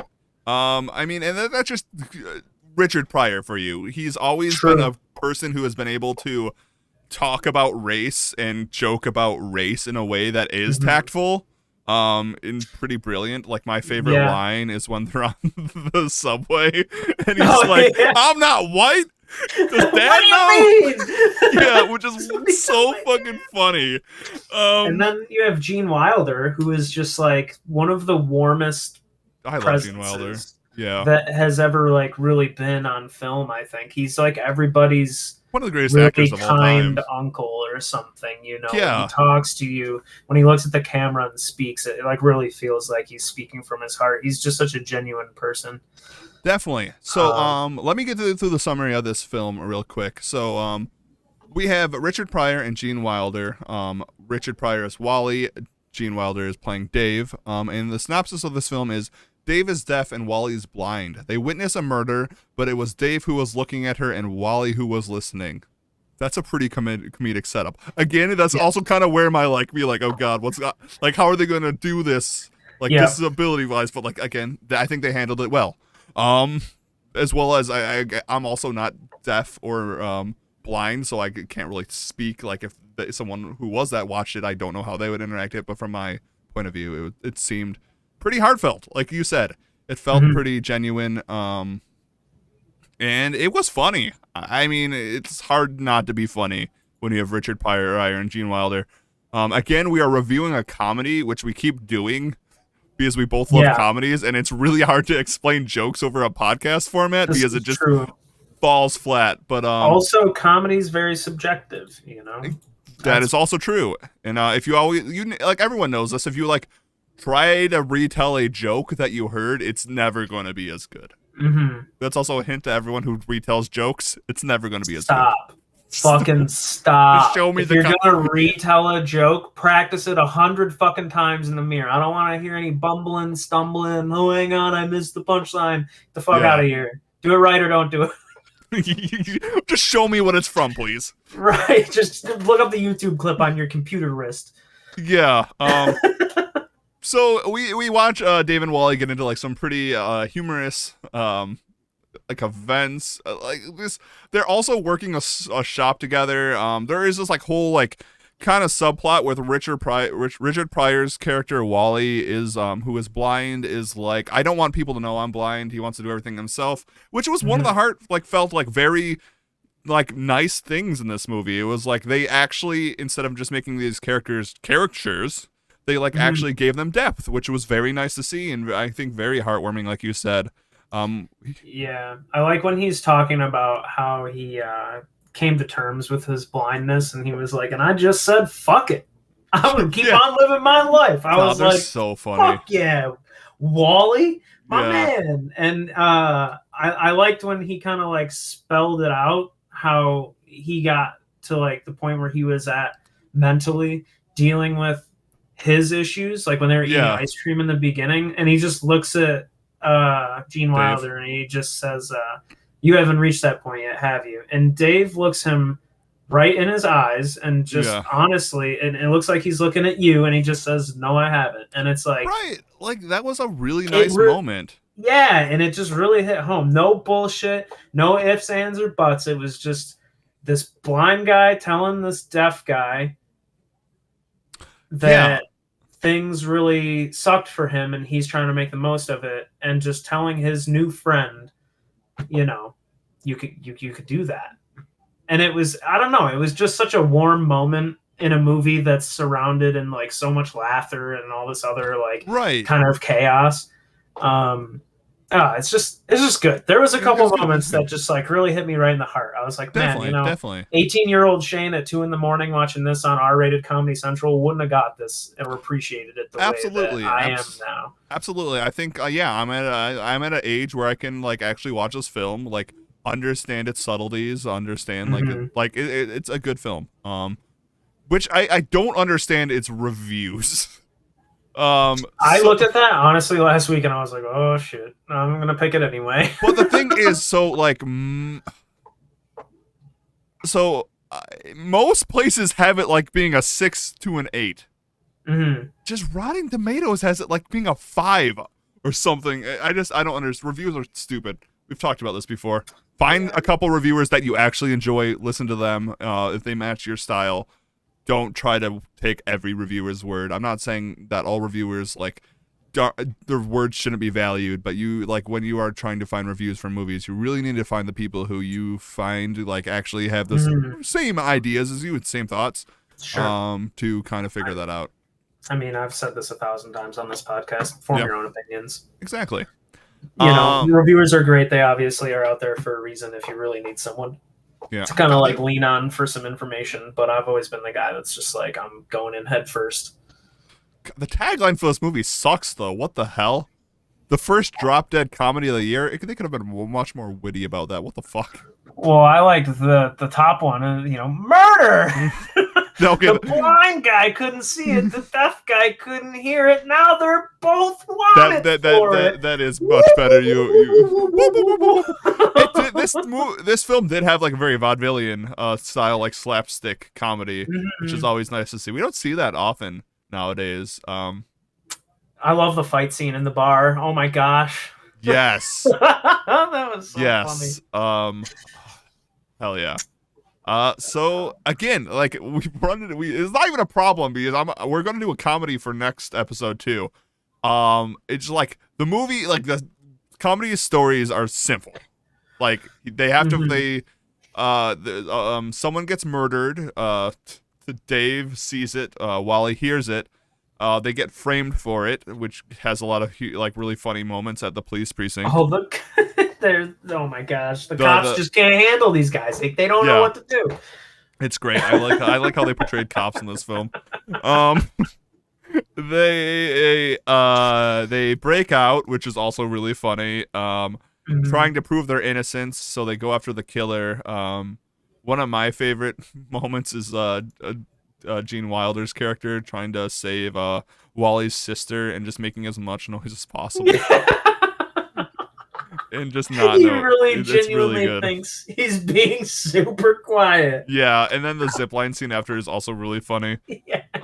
And then in the end they prove their innocence, and they're all friends, and you have a really heartwarming moment at the end with Wally, and Dave is starting to really reflect on him being deaf and kind of like being like, all right, I kind of have to like I'll live with this. I need to make the best of it, and Wally realizing that he doesn't have to do this alone. He has a friend.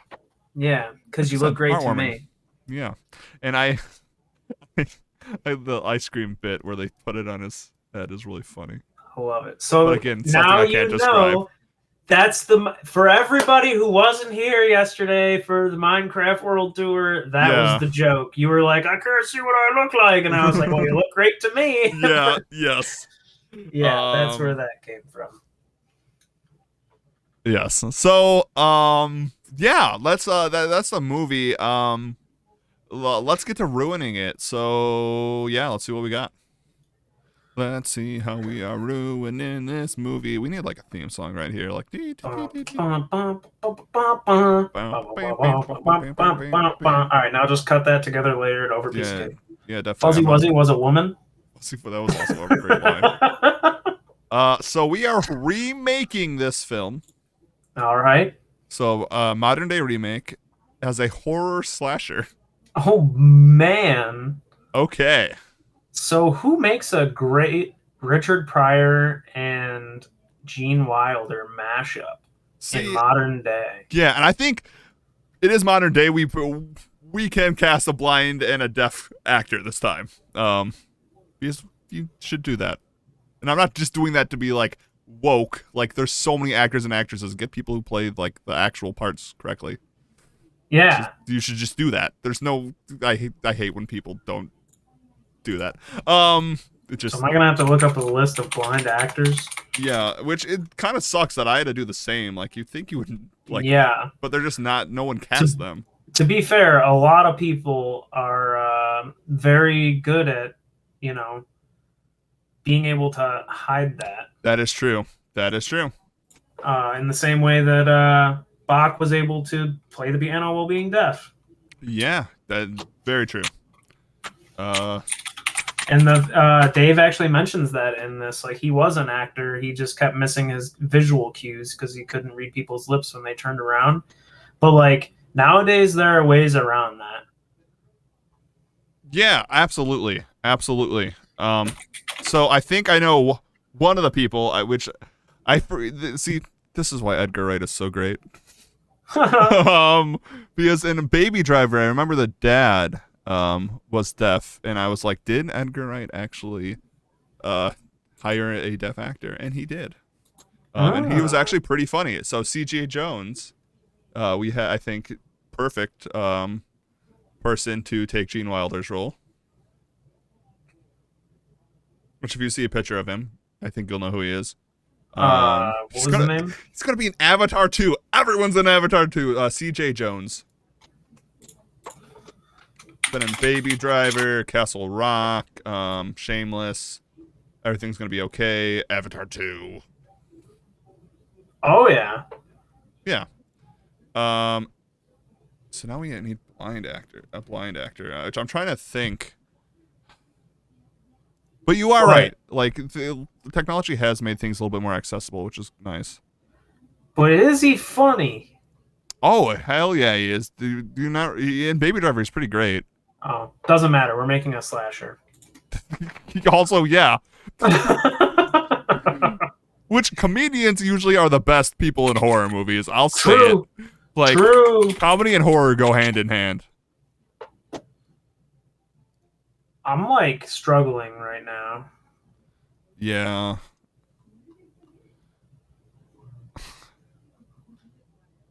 Which, again, Hollywood. This is actually toxic. I can't believe I'm struggling to find a list of actors that are... So I've had to Google, like, 3 different things at this point. Yeah. And at this point, I've put in who are legally blind, and it literally brought up Legally Blonde. So, like, I don't know where to fucking go. I'm putting this on Hollywood. Cast different people. Seriously. Daredevil is blind, but not a real person. Who? Grumble. Grumble said Daredevil. Come on, man. Oh. Yeah, okay. This is... Has there been any blind, visually impaired actors? There has had to be. Well, wait. Peter Vaughn was on Game of Thrones.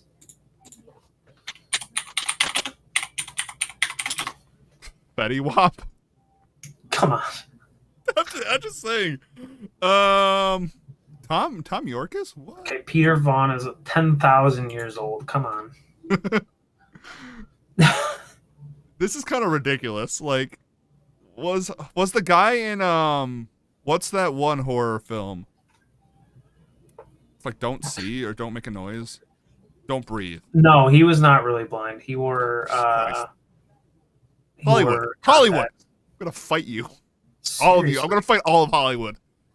Like, it's just this is so toxic. It's seriously a thing that irks me. Like, we don't need the same actor, like, playing like all these roles if we have so many different actors like who are actually blind, because I know there's people put a lot of blind characters.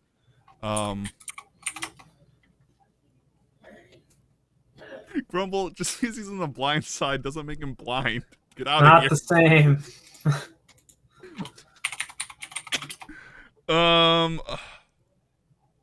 So I guess Johnny Depp is blind in one eye. I guess we're gonna have to take that. I don't want to just settle. Yeah, that is true. That is true.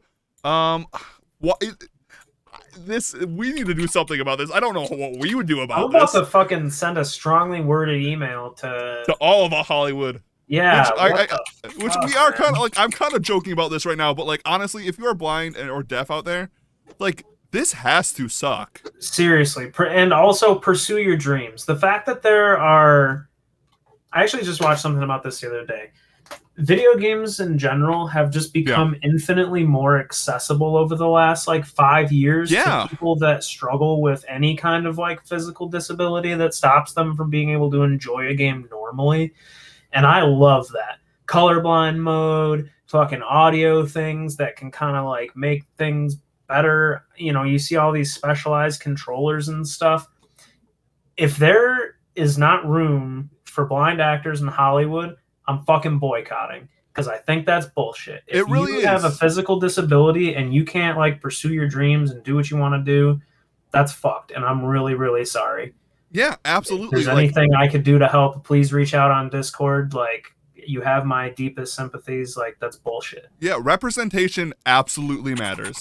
Like, people should be playing the I know Stevie Wonder, but I don't think we can cast Stevie Wonder. Yeah, he keeps coming up on my list too, but, like, come on. And he's going to be in the next movie we watch. Google. Oh, no, this is infuriating. This really is, because I'm like looking on like all these things, and like I'm on some forum for people who are blind, and it seems like their main complaint is they don't have people who can play, who, like, blind actors and actresses aren't getting jobs, and that's shit. Yeah, I can think of so many movies that like recently have come out where like they star people with disabilities without actually. Grumble, I'm gonna mic you.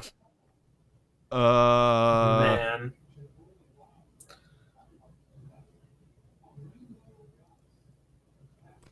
C is a giant leap for... And just everyone listening to, I'm not gonna edit this part down for anyone. So we're all sitting here realizing how stupid this is, that we can't actually find. Yeah, I'm actively Googling.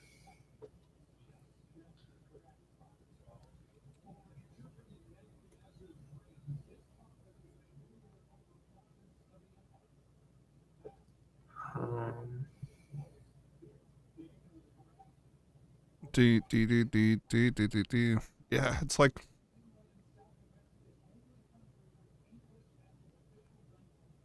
I don't want to join your newsletter, I'm sorry, but I don't. Let's get out of here. Oh my gosh, and now all these websites are just tossing things at me. Get out of here. They're just throwing things at me, yeah, Okay, so this show C has apparently... Oh, that's the one with Jason Momoa in it. Yes, apparently representation has been a giant, like, cornerstone of their production. All right, let's check that out then. I know Jason Momoa. Brie Klosser is one of many visually impaired actors and actresses starring on C.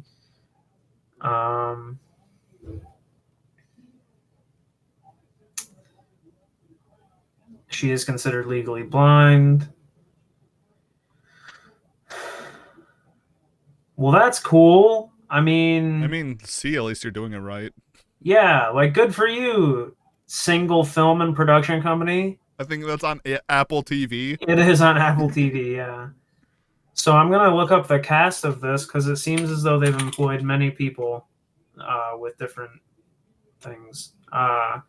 See, IMDb cast. Dave Bautista's in this too? What the fuck? Yeah, they're saying that it's a giant leap for the blind community. But I mean, there's no friggin' way for me to know. Right, and I understand, like if you are like have a disability and you like don't want it known because like obviously we found out right now like Hollywood won't cast you for some fucked up reason. So as like, I understand. Turns out, it's real fucking hard, I guess. Yeah. I see this Brie Klauser. Yes, actress. I'm on her IMDb right now. What else has she been in? She is she's a musician also. Yep.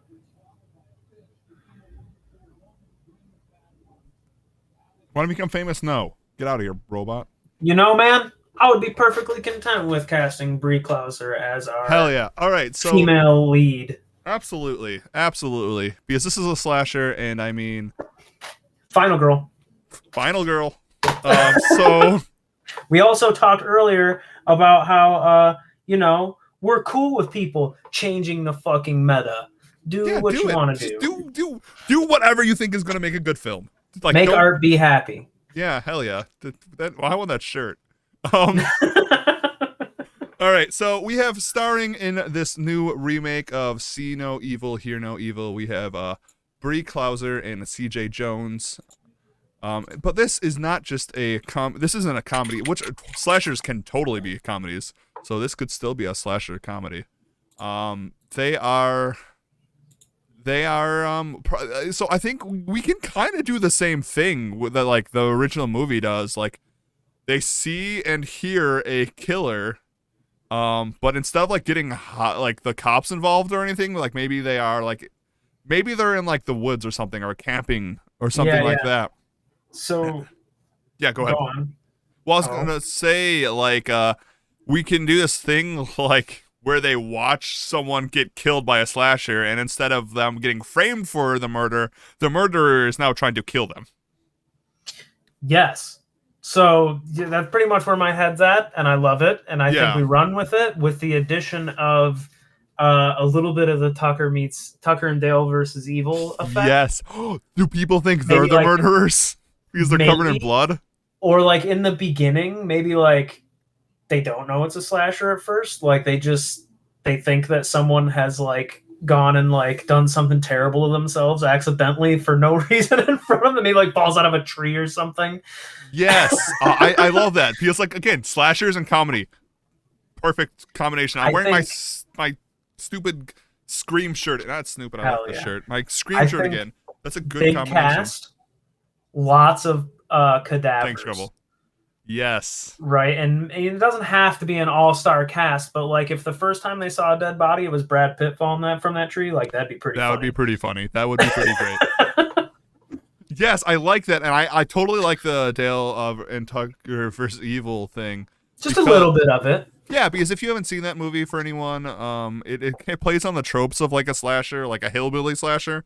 Like a middle of the woods slasher is these college kids are camping and one of them dies and gets murdered actually. Yeah, well it was an accidental death. You're right, the first one was accidental. And they meet Dale and Tucker who are just like living in a cabin and they have blood on them and stuff. And they're not the most educated of people, but like heart of gold. And the college kids think they're the murderers, and the college kids keep getting themselves accidentally killed because they're running away from Dale and Tucker. Awesome movie. Go watch that movie. Fantastic. Didn't we do running movies on that? I don't think so, but we'll have to eventually. Maybe. So I like that because we can bring the like original comedic elements of the first movie, like the whole like Gene Wilder, Richard Pryor thing going on. Yeah, maybe like 60-40 slasher comedy. Yeah, because you could turn like the original See No Evil, Hear No Evil into a horror movie pretty easy. And still be really funny. Comedy, horror, again, great combo. So I think throughout the entire movie, they're trying to be like, no, we're not killing them. They have blood on them. And you could even do the comedic element in the movie where like no one else sees or hears the murder except them. And like people could be like really shitty to them too, being like, you see or hear them, and they'll be like, no, dude, no, that would be so fucking funny. The whole world is both deafer and blinder than the actual deaf and blind person, which would also who keep accidentally seeing people die. Which is also like a pretty decent like social commentary too, which is great. Like that would be a great movie. That's awesome. I love it already. Somebody write this down. I'm sending this email with my Hollywood representation. As we yell at Hollywood, we're also pitching this movie. Also, here's this fantastic idea. For, we're not gonna make it. Someone else make it, but that would be great. That would be really funny and like out of all the remakes that we're getting from all the old movies, this is a remake that needs to happen. Edgar Wright directs it. I want a little bit of heart because I feel like that's the off-putting part about this movie that I love a lot. Yeah, you go into it thinking like it's going to be a comedy all the way through, but some parts of it are like real earnest and just good. Absolutely. It has a lot of heart, and which is like a crazy thing because like you think about a lot of those like kind of comedies from the 80s and 70s that are just like they're just comedies. They don't have like a heart to them. It's just like two people together, no heart, just bam, bam, bam, joke. Which like again, popcorn flick, not bad. But like the really good comedies from those eras, so the 70s, 80s, and 90s, are the comedies that like there are a lot of them are like buddy films. We're actually gonna watch one next for next episode. But they also have like a lot of heart. Like I'm thinking like Tommy Boy. Like, they strike a different chord. Yeah.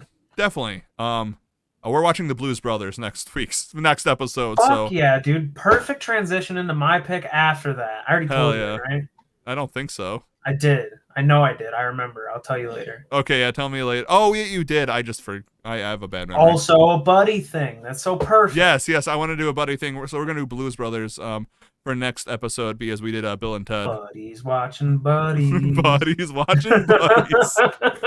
That's the new name of the podcast. Buddies watching buddies. Thank you. But I think that movie is ruined by made better. Not even made better, but like made cooler. I think it's a good modern day thing. It's a good modern day adaptation of this movie. Like it's how this movie should be made if it is made in modern day. There's a lot of people who are saying, "Oh, that movie wouldn't be made like it was like people say Blazing Saddles like would be like I'll never be made that like in this day," in which it would. Like if you think that, like I don't think you've watched Blazing Saddles correctly.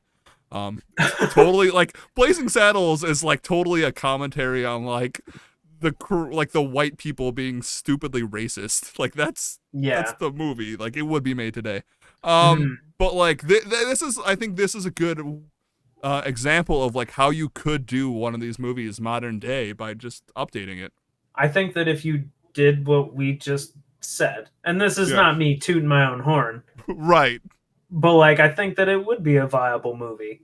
I think it would be good too. I think it sounds not fun. Just because of like the fact that we're amazing, because like it's got a lot of other cool stuff that I think came along with that. Absolutely. Also, like closing statement for me, fucking more representation, man. What are we talking about? Why is this a thing? Why did it take me 10 minutes to find a fucking blind actor? I will never disagree with you on that. What are we doing out here, man? Like, what the fuck? That's one of the good things with the culture change is we are getting more representation now, but still not even close to enough. Exposure is important. Like and share, send this shit everywhere because this is nonsense. Like, and also these things, tell people we're pissed. Yeah. All right. Well, that was Ruining Movies. That was this episode. I hope you guys enjoyed it. Thank you guys for listening. I'm glad we watched this movie. I've never seen it before. It was great. I like watching new movies for this show because I could experience something new. Same. So, like I said, next episode, which could be next week or the week after. My schedule's a little up in the air right now because I'm not sure if I want to go drive into the middle of a pandemic. I get that. So if not, next week we'll be watching the Blues Brothers, let me see if I can do this off the top of my head. the 1980s movie? Is that when Blues Brothers come out? It is in the 80s. Yes, the Blues Brothers, 1980. John Belushi, Dan Aykroyd, starring film, directed by John Landis. Same director. No, not the same actor. Not the same. Not the same. I was talking about. I just was looking this guy up earlier. That's why. Yeah, I was talking about him earlier, I think. But yeah, so we'll be watching that. Also written by Dan Aykroyd. One of my favorite movies, and also a great buddy movie. So we're about to watch two people on a mission from God. They sing songs. They have a lot of Motown music. It's amazing. Good news. Yeah. My pick also came out in the 80s. And as a buddy comedy. I can't believe this is working out. So we're going to go 4 weeks in a row with 4 buddy comedies that all came out in the 80s. Hell yeah. Yeah, my next pick's not a comedy, but it's a buddy. Nice. So get ready for that. I'm excited for that. But let's do some plugs and get out of here. Oh, I'm Bring the Shane. You can catch me live at twitch.tv/bringtheshane, where I bring the Shane, bring the Shane. Bring the Shane, absolutely. We'll see you then. Hell yeah. You can find me at twitch.tv/farmgoat. On Mondays, Shane and I do Dummies Play. Farm goats. Farm goats. Oh, farm goat. On Monday, Shane and I do Dummies Play, which we play co-op games. Yesterday we did like a tour of our Minecraft server that we have a community-run Minecraft server that was really cool. We have some other cool games that we're gonna play in the future that should be fun. Also, go to my gaming YouTube channel, FarmGoat Plays. I think I'm 4 subscribers away from 150. That would be super cool to get. So go follow that if you want. Also, yeah, I don't have the other thing to plug yet because I'm still working on it, and I don't want to plug something if it's not out yet. So some mystery project will be out in the future. Woo! All right, and we are going to get out of here. So thank you guys all for listening, watching, for being fantastic people, and we will see you guys all next time. Be excellent to each other. Party on, dudes. I really hope we continue that. All right, bye, everyone.